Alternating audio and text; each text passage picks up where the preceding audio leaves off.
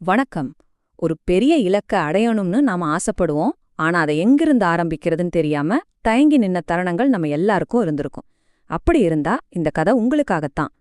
யோசிச்சு பாருங்களேன். நம்ம வாழ்க்கையில இப்படி ஒரு கேள்வியை நாம எப்பவாவது கேட்டிருக்கோமா? ஒரு பெரிய இலக்கு கண் முன்னாடி மலை மாதிரி நிக்கும். ஆனா அதை அடையறதுக்கு முதல் அடியை எங்க வைக்கிறதுனே தெரியாம தவிச்சிருப்போம். இந்த கேள்விக்குள்ளதான் நமக்கான பதிலும் ஒளிஞ்சிருக்கு.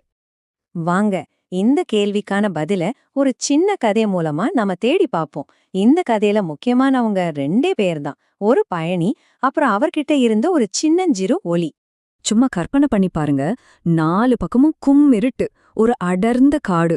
அந்த பயணிக்கு வழிகாட்ட அவர்கிட்ட இருந்தது அந்த சின்னஞ்சிறு கைவிளக்க மட்டும்தான். அது பெரிய வெளிச்சம் தராம இருக்கலாம், ஆனா அந்த இருட்டுல அதுதான் அவருக்கு இருந்த ஒரே நம்பிக்கை.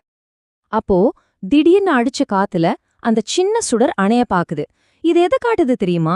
நாம ஒரு புது விஷயத்த ஆரம்பிக்கும் போது நம்மளோட முதல் நம்பிக்கை எவ்ளோ பலவீனமா இருக்கோ அதை நாம எவ்ளோ பத்திரமா பாதுகாக்க வேண்டி இருக்குன்னு தான் காட்டுது. அப்போ அந்த வழியா வந்த ஒரு இளைஞன் அந்த பெரியவரோட முயற்சிய ஒரு மாதிரி கிண்டலா பாக்குறான். அவனோட கேள்வி இருக்கே, அது நம்ம மனசுக்குள்ளேயே எழுகிற சந்தேகத்தோட குரல் மாதிரிதான். சரியான நேரம் வரட்டும், எல்லாம் சரியா அமையும் போது தொடங்கலான்னு நமக்கு நாமே சொல்லிக்கிற சமாதானம்தான் அது.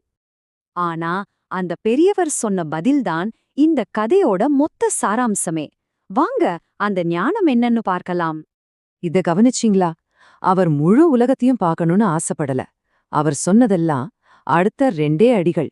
அந்த 2 அடிகளை மட்டும் தொடர்ந்து எடுத்து வச்சுக்கிட்டே இருந்தா முழு உலகத்தையுமே கடந்துடலாம். இதுதாங்க இந்த கதையோட ஆணிவேர். இந்த யோசனைக்கே நாம விளக்கு தத்துவம்னு ஒரு பேரு வச்சுக்கலாம். அதாவது முழு மலையையும் பார்த்து பயந்து நிக்காம அடுத்த அடி எடுத்து வைக்கிற கல்லுல மட்டும் நம்ம கவனத்தை வைக்கிறது. இப்ப பாருங்க, இங்க 2 விதமான மனநிலைகள் இருக்கு. ஒரு பக்கம் எல்லாம் சரியா அமையும்னு காத்துக்கிட்டு இருக்கிற இளைஞன், இன்னொரு பக்கம் கையில இருக்கிறத வச்சு அடுத்த அடியை எடுத்து வைக்கிற அந்த பயணி. இந்த 2 பேர்ல நீங்க யார் மாதிரி இருக்க விரும்புறீங்க? அப்போ இதிலிருந்து நாம கத்துக்க வேண்டிய முக்கியமான விஷயம் இதுதான். நீங்க ஒரு வேலைய ஆரம்பிக்க முழு படமும் உங்க கண்ணுக்கு தெரியணும்னு அவசியமே இல்ல. சரி, அடுத்ததா என்ன செய்யணும்னு தெரியுதா? அத மட்டும் செய்யுங்க, அது போதும். சரி, இந்த கதையெல்லாம் கேட்க நல்லா இருக்கு. ஆனா இது எப்படி நம்ம வாழ்க்கையில பயன்படுத்துறது? வாங்க அதையும் பார்க்கலாம். ஒரு நிமிஷம் சும்மா யோசிங்க. உங்க வாழ்க்கையில எது உங்களுக்கு ரொம்ப பெரிய மலை மாதிரி தெரியற சவால்? எது உங்களை ஒரு அடி கூட எடுத்து வைக்க விடாம தடுத்துக்கிட்டே இருக்கு? அதுதான் உங்களுடைய இருண்ட காடு. உதாரணத்துக்கு, அது ஒரு பெரிய ப்ராஜெக்டா இருக்கலாம், வேலையா மாத்திர முடிவா இருக்கலாம், இல்ல ஒரு புது பழக்கத்தை உருவாக்குற முயற்சியா கூட இருக்கலாம். அது எதுவா இருந்தாலும் சரி, அதோட பிரம்மாண்டம் உங்களை பயமுறுத்தலாம். அப்போ இந்த விளக்கு தத்துவத்தை எப்படி பயன்படுத்துறது? ரொம்ப சிம்பிள். இதோ 3 படிகள் தான். முதல்ல உங்க இலக்கு என்னன்னு ஒரு பொதுவான புரிதல் இருந்தா போதும். 2வது, ரொம்ப முக்கியமா, அந்த இலக்க அடைய இப்போதைக்கு உங்களால என்ன 2 சின்ன விஷயங்களை செய்ய முடியும்னு கண்டுபிடிங்க. 3வது, யோசிக்காம அதை உடனே செய்ய ஆரம்பிங்க. அவ்வளவுதான். ஆமா, இந்த எண் 2 இத மட்டும் நல்லா ஞாபகம் வச்சுக்கோங்க.